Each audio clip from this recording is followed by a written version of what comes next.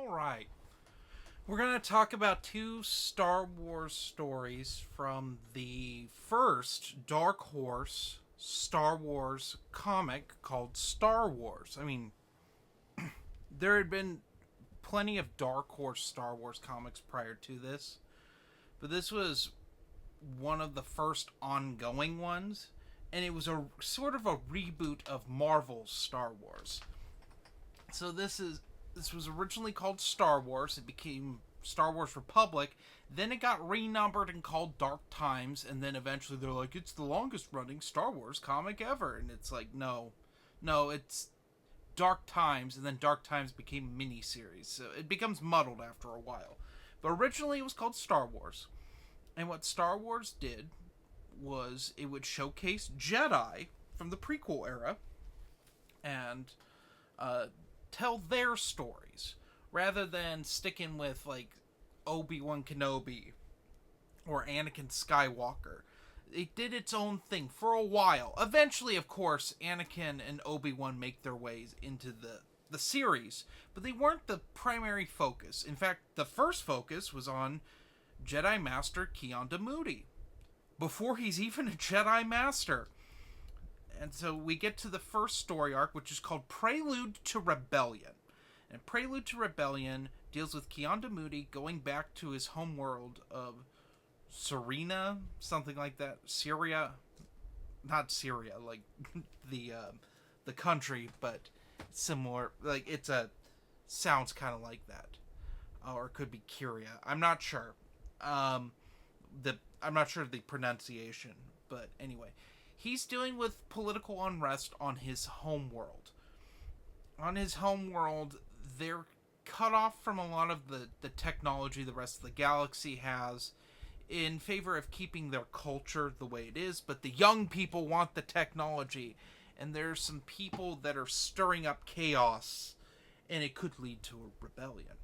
Unfortunately, his daughter is involved with a group of ruffians that are, for lack of a better term, that end up involved in some smuggling of technology, and things go very, very poorly. And it's up to Keonda to stop it. So let's talk about Prelude to Rebellion, because it's kind of fascinating. So it was a 6-issue mini with an issue 0. We'll start with the issue 0. Issue 0 was lost Star Wars media for a long time. Back in the day, Dark Horse would occasionally release an issue 0 that was a digital exclusive. And then it would give you incentive. If you wanted it in print, you could buy the trade. Like, the one that always comes to mind is Mara Jade by the Emperor's Hand. Had an issue 0. And you could get the 0 if you bought the trade or later the omnibus that it was collected in. This was not the case with Star Wars issue 0. Star Wars issue 0, I don't know if it was a motion comic or what the deal was. It's only a handful of panels. But it got corrupted, and it was lost media for a long time. You couldn't get it by legitimate means.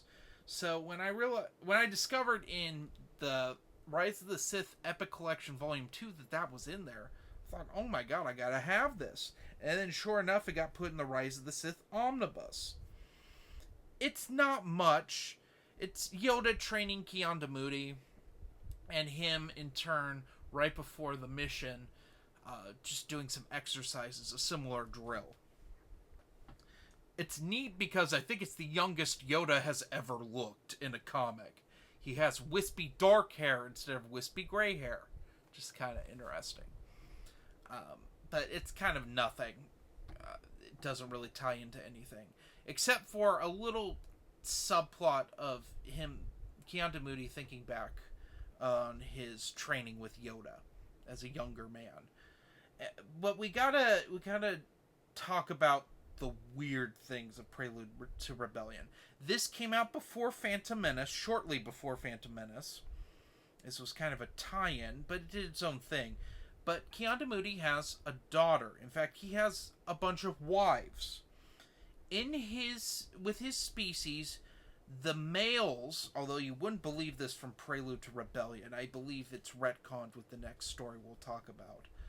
Males are very rare in his species. There's more women than men. So the Jedi Council allowed him to take several wives to maintain his species population. And that's why he is allowed to marry. In fact, Karen Travis talks about this in No Prisoners, and it's one of the few things I don't like about that book because she doesn't get the point of that. Because Anakin, well, I mean, it's Anakin talking about it, and Anakin being pissing and moaning about his situation with marrying Padme when he wasn't supposed to, and then not long after fathering children with her caused all sorts of problems. And Jedi are forbidden to love. Yoda's Jedi Order is very strict with that, but with Keanu Moody, he's the exception. And it's because he's a very good Jedi. This isn't the Keanu Moody that committed heinous war crimes in Filoni's Clone Wars on the Geonosians. This is Keanu Moody who's fair, and he's not perfect, but he always tries to be a good Jedi and attempt to be a good father. And this is him trying to find the balance between being a good family man and being a good Jedi, because he's not really involved in his family's lives because he's part of the Jedi. In fact, he's a sitting member on the council. He trades off with another master, which we talked about a little bit in the last review with Acts of War, which sets up Keanu Moody becoming a master. But this is, I think, coming. This is in junction with Acts of War, which is why Keanu Moody's not in that.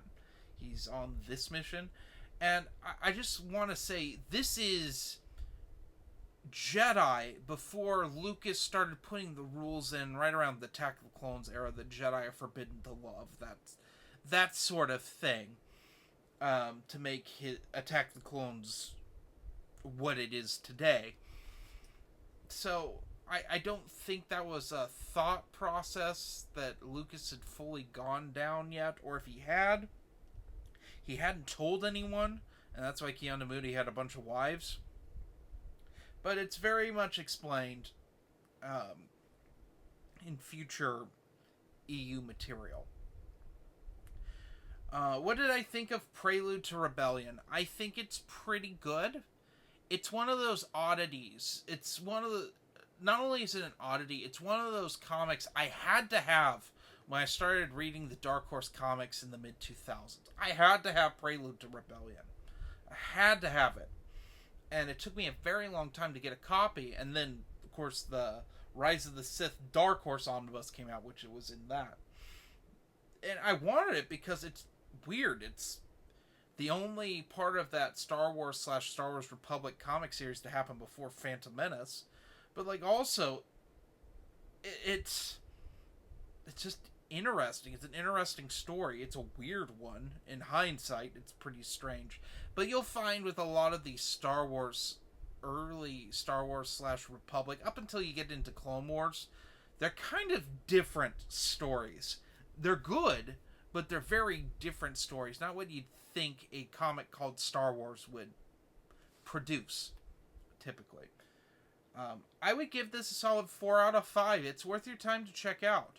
The next story was collected technically in Star Wars issues 4 through 6, which is called Vow of Justice, which is a prequel Keanu Moody story to when he's first knighted, and he comes back to his home world to deal with this bandit that was kidnapping males of his species.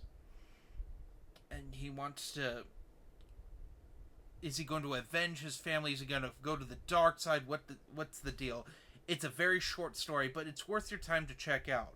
Here's the deal with it. I always associated it as Prelude to Rebellion, and just like a one-shot that was in the end of the original trade.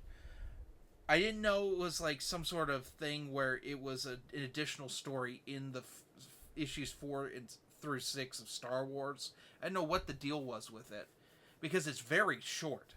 But if you read the Rise of the Sith Epic Collections, Vow of Justice is in the first volume, and then Prelude to Rebellion's in the second volume.